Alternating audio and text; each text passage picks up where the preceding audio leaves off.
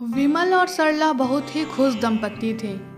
दोनों की एक बेटी भी थी, सुधा, जिसके पालन पोषण के लिए वे दोनों जी जान से काम किया करते थे। सरला औरों के घर जाकर खाना बनाने का काम करती थी, तो विमल अपनी छोटी सी पराठे की दुकान चलाता और 30 रुपए प्लेट के हिसाब से पराठे और सब्जी बेचता था। सरला हर दिन काम पर जाने से पहले सब्जी बनाकर चली जाती थी और विमल गरम गरम पराठे बनाकर लोगों को खिलाता।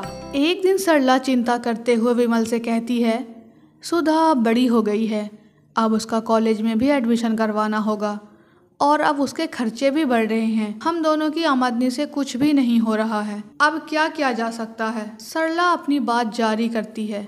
आपकी तनख्वाह घर के किराए में चली जाती है और मैं जो कुछ भी कमा कर लाती हूँ उससे घर का राशन ही आ पाता है, और जो कुछ पैसे बचे हैं उससे हम अपनी बेटी की पढ़ाई का खर्च उठाते हैं। ऐसा कब तक चलेगा? मैं तो कहती हूँ आप भी किसी और की दुकान में जाकर काम देख लीजिए, क्योंकि पराठे तो कोई खाने आता है तो कोई नहीं आता। ऐसी बात मत करो। मैं जो भी काम करता हूँ खुद का करता हूँ, मुझे किसी के नीचे काम करने की आदत नहीं है, इसलिए मैं वही करूँगा जो मेरा मन होगा। विमल ये बोलकर वहाँ से चला जाता है और सरला बुरा सा मुंह बनाकर काम करने लगती है। ऐसे ही दिन गुजरते हैं। अब विमल के पराठे कोई नहीं खाता था। एक दिन वह सरला से कहता है, सरला, कोई मेरे पराठे नहीं खरीद रहा। अब मेरे पास एक ही रास्ता है। और वह रास्ता कौन सा है? अब कौन सी तरकीब लाए हैं आप करने को? मेरे ठेले के सामने एक अंडे पराठे का दुकान चलाता है और उसके पराठे बहुत बिकते हैं, तो मैं सोच रहा था कि अरे छी छी, आप ठीक तो है ना? आप जानते हैं हम शुद्ध शाकाहारी हैं। अब क्या हमारे इतने बुरे दिन आ गए हैं कि हम अंडे के पराठे बेचें? अरे पहले मेरी बात तो सुन लो।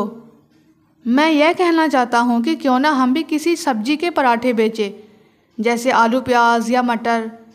लोग हमारी दुकान के पराठे खरीदने भी आएंगे और हमारी आमदनी भी बढ़ जाएगी। कुछ दिन के लिए तुम अपना काम छोड़ दो और मेरे साथ मेरे कामों में हाथ बटाओ।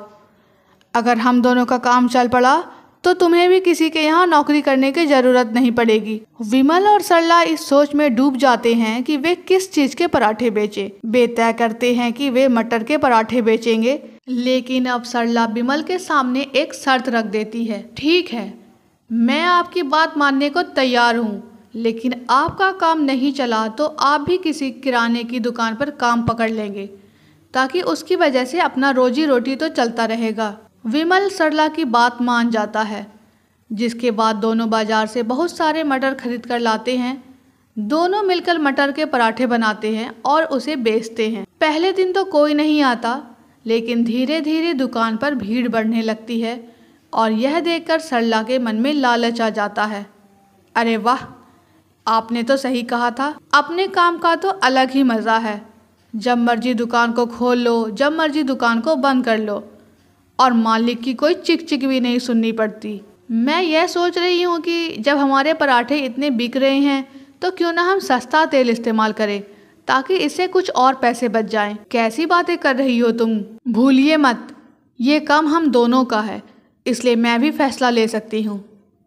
और हम यह ठेला सुधा के कॉलेज के बाहर लगा देते हैं, ताकि वहाँ लंच के समय बहुत सारे बच्चे हमारे पराठे खरीद कर खा सके और हमारा भी मुनाफा हो पाएगा। और सुधा की जब छुट्टी होगी तो मैं भी उसके साथ ही घर चली आऊँगी। हम सुधा को साफ साफ मना कर देंगे कि वह हमारे मटर के पराठे ना खाए, ताकि उसके स्वास्थ्य को कुछ ना हो। और आखिर हम ये सब उसके लिए ही तो कर रहे हैं ना। ऐसे ही कुछ दिन गुजरते हैं। सरला और विमल सुधा के कॉलेज के बाहर ही दुकान लगाते हैं। उनकी दुकान पर कई मासूम लड़के लड़कियां पराठे लेने आते हैं, और जब सुधा पराठे लेने आती है तो सरला उसे पराठे देने से मना कर देती है और वहां से बाहर भेज देती है। एक दिन सुधा की दोस्त रानी उससे कहती है, क्या बात है सुधा, सब तेरी मम्मी के हाथ के बने पराठे खाते हैं, लेकिन बस एक ही तू ही नहीं खाती। तुझे पता है ना कि वो मटर के पराठे बहुत ही स्वादिष्ट बनाते हैं। मैं कैसे खाऊं? मेरे मम्मी पापा मुझे खाने ही नहीं देते। उन्हें लगता है कि मैंने उनके दुकान के पराठे खाए तो उनके सारे पराठे मैं अकेले ही खा जाऊंगी, इसलिए वे मुझे नहीं खाने देते। कोई बात नहीं, लंच टाइम में मैं पराठे ले आऊँगी और हम दोनों बैठकर खा लेंगे। किसी को क्या ही पता चलेगा कि तू पराठे खा रही है। वाह, अब मैं भी अपने मम्मी पापा के हाथ के पराठे खा पाऊंगी। ये तो बहुत अच्छी बात है। तुम तो मेरी बहुत अच्छी दोस्त हो रानी। ऐसे ही दिन बीतते हैं और सरला के अंदर लालच बहुत आ जाता है और वह सस्ती और ख़राब मटर लेकर उसे पराठे बनाती है और तेल भी बहुत ही ख़राब गुणवत्ता का इस्तेमाल करती है और राशन में मिले आटे से ही पराठे तैयार करती है और जो पराठे के साथ वह सब्जी बेचती है वो भी अच्छी क्वालिटी का नहीं होता और वह रानी और सुधा लंच में खाते हैं। एक दिन रानी की माँ सरला और विमल के पास आती है और चिल्लाते हुए कहती है, आखिर क्या खिला रहे हो आप मेरी बेटी को? जब से यहाँ के पराठे खाने लगी है वह बहुत ही कमज़ोर होती जा रही है। आज कॉलेज से आई तो चक्कर खाकर गिर गई, तब से उल्टियाँ भी कर रही है। अरे कैसी बातें कर रही हो तुम? तुम्हारी बेटी है, तुम जानो क्या खाती है। बेकार में हमारा नाम लगाने की ज़रूरत नहीं है। मैं जानती हूँ कि हमारी तरक्की से तुम्हें जलन है। अब जाओ यहाँ से। सरला, ये तुम कैसी बातें कर रही हो?